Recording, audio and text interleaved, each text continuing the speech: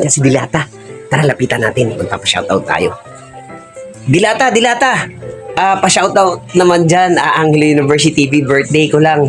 Regalo mo sa akin. Ngayon, lilipas din yan. Oo, bait talaga ni Dilata, no? Oh, pabalikan ko yan. Baka mamaya mapa-shoutout natin yan mamaya. Nag-disguise na ako. Hindi na ako makikilala yan. Dilata, Dilata! Galing ako ng abroad sa Dubai. Gusto sana kitang interviewin eh. Kaya na lang. Hindi kasi galing ako ng Cebu. Nagpunta ako dito para nagmamadali nga ako eh para lang interviewin kita. Ako, kuya, busy ako. What? Sabi ko eh, magdi-disguise lang ako. Makukuha ko rin yung loob niyan. Palit lang ako. Ano si Dilata? Dilata, Dilata! Kababayan kita.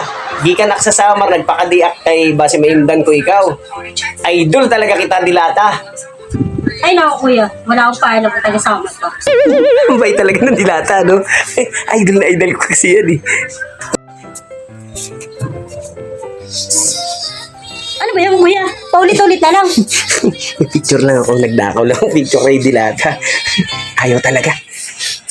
Uy, may ginugulpin.